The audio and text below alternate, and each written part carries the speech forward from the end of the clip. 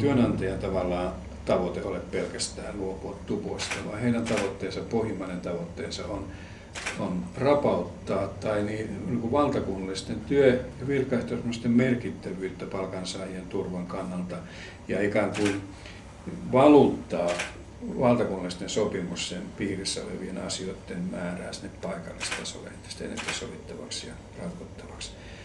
Että on hyvä nähdä, että tässä on tämmöinen niin kuin pidemmän aikavälin tavoite, joka heillä on, ja se on paikallisen sopimisen määrätietoinen lisääminen myös palkanmuodostukseen liittyvissä asioissa.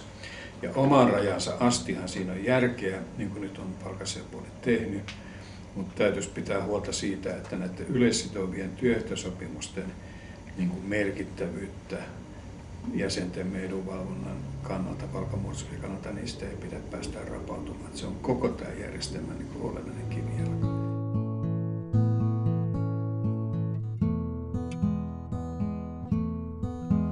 Oikeastaan mä oon joskus ääneen ajatellut, kannattanut lausuakin siitä, että mehän tarvittaisiin palkansaajajärjestöjen yhteiset pelisäännöt, tavallaan suositukset tämän palkansaajajärjestöjen paikallisen yhteistyön politiikasta tai tekemisestä.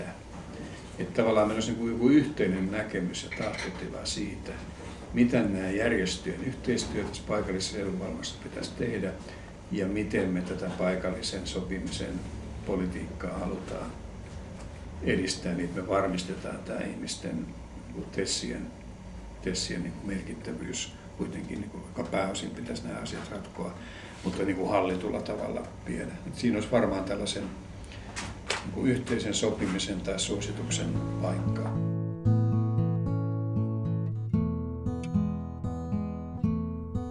Nämä onnistumiset on liittynyt näiden laajempien tuloratkaisujen synnyttämiseen tai tekemiseen ja niiden vaikuttavuuteen palkansaajien elämään ja ostovoimaan. Että jos nyt jonkun ison asiakokonaisuuden nostaa. Ja sitten toinen, se voi olla vähän yllättävää, että mä sen sanon, on siis se, että mä itse koen, että SAK:lainen ammattiliike oli merkittävä tekijä, kun Suomi asemoi itseään uudelleen Eurooppaan. EU-jäsenyys, tällaisen rahaliiton jäsenyys ja tämä projekti, jossa me nyt ollaan, jota ei ole tarvinnut jälkeenkään katua, oli minusta iso juttu. Ja mielenkiintoista oli myöskin se, että en tiedä yhtään Euroopan maata, missä olisi kaikkien näiden isojen ratkaisujen alla työmarkkinajärjestöt myös kyenneet niin kuin yhdessä analysoimaan ja arvioimaan niiden ratkaisun vaikutusta kansalliseen työmarkkinapolitiikkaan. Näin tapahtui Suomessa sekä EU-jäsenyyden alla, EMU-ratkaisun alla, EU-laajentumisen yhteydessä. Että tavallaan me koetettiin ennakoida ja jopa yhdessä arvioida näiden isojen ratkaisujen vaikutusta meidän kansalliseen politiikkaan ja työmarkkinapolitiikkaan.